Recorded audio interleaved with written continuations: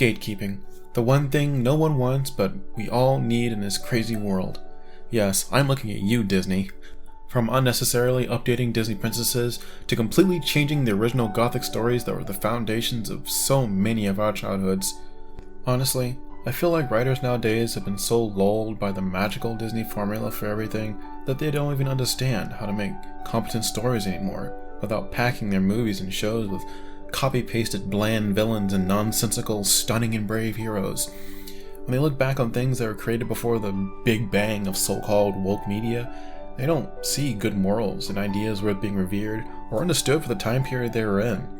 They see archaic notions that need to be updated.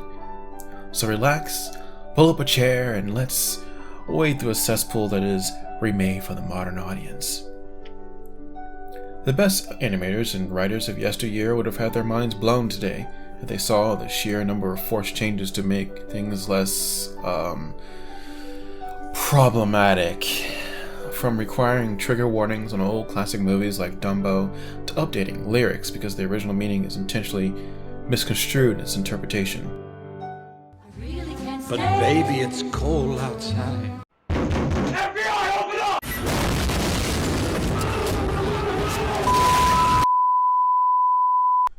We have to do better. Things that were never objectionable and should never have been objectionable are now looked down upon in the culture, and these things have made their way into the media we consume. Sometimes we just need something to protect our sanity from things like politics from invading our homes 24/7, and from the ludicrousness of every storied Disney Vault movie being remade with wholly unnecessary updates. It's become a meme now, for Netflix's original series to replace every major character with a proud black woman or a gay man with bisexual black woman lead, or sometimes to just start blatantly place characters as sexualities where they don't make any sense for the period or place.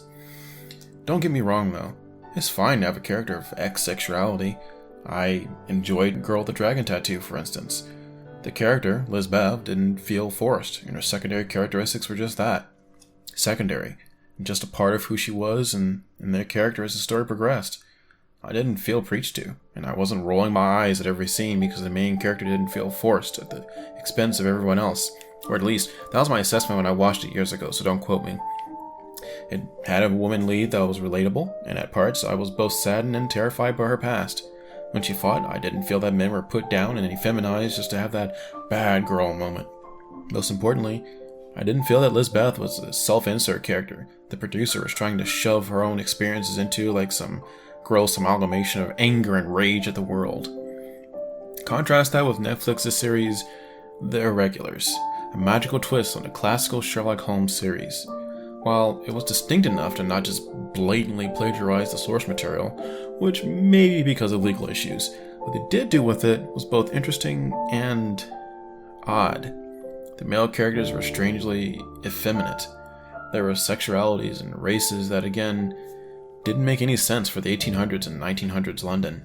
I'm a black person myself, and the whole time there was this nagging question in the back of my head, wondering why there's a black person, an Asian person, and a gay person, and whatever else during this time period, all finding each other and all in the exact same place. It just felt like blatant pandering. I didn't feel included. I felt lied to. Lied to about how the world truly is, and lied to by the producers of the film.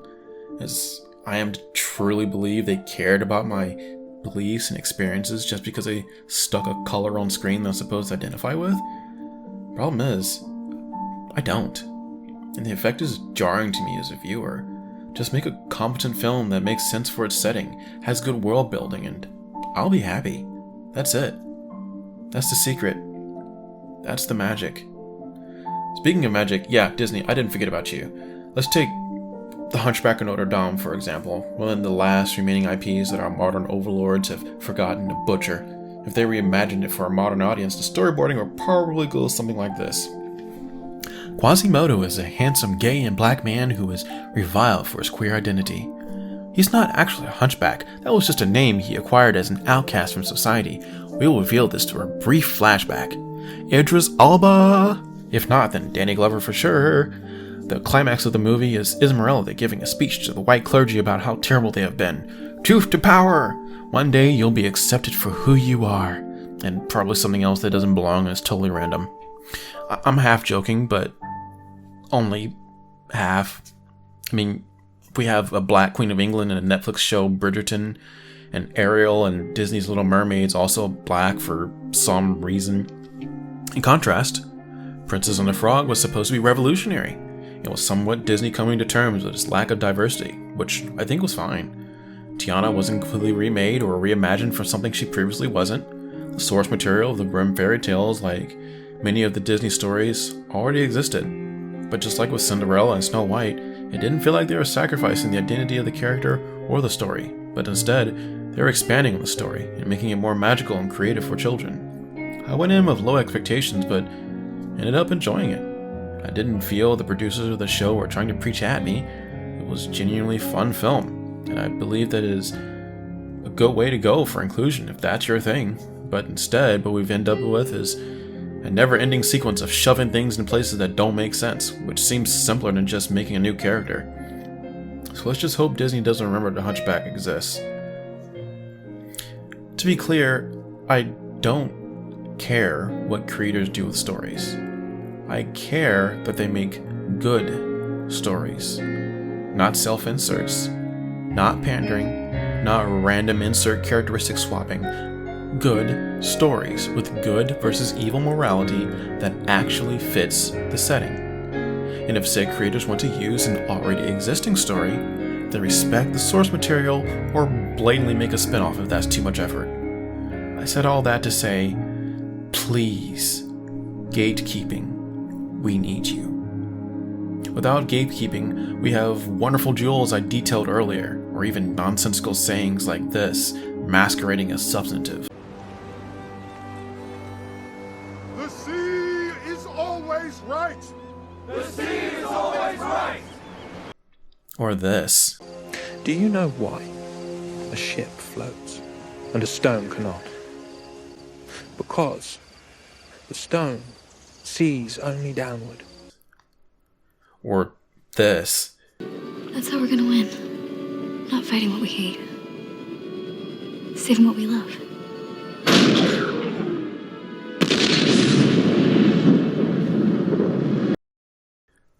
Yep, it's time.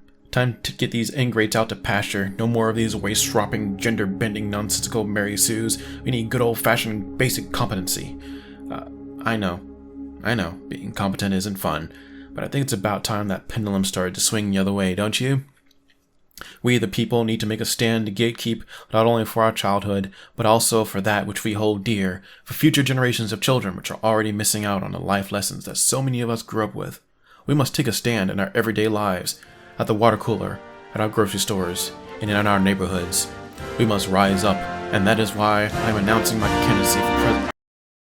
Just kidding. But seriously, I have the nagging feeling that the people who make our stories today just utterly despise everything that has come before. And frankly, the person who doesn't appreciate what it took to get where we are now, and the hard decisions humans have made for thousands of years just to survive, likewise don't deserve the right to remake classics such as Lord of the Rings or The Hunchback of Notre Dame I mentioned earlier, or any of the other 50 IPs our Hollywood betters are taking turns just mutilating over and over. We need a way to gatekeep. I don't know how, but it needs to happen. Fast, before our culture's last two collective brain cells just melt into a chair like on WALL-E, we forget how to walk.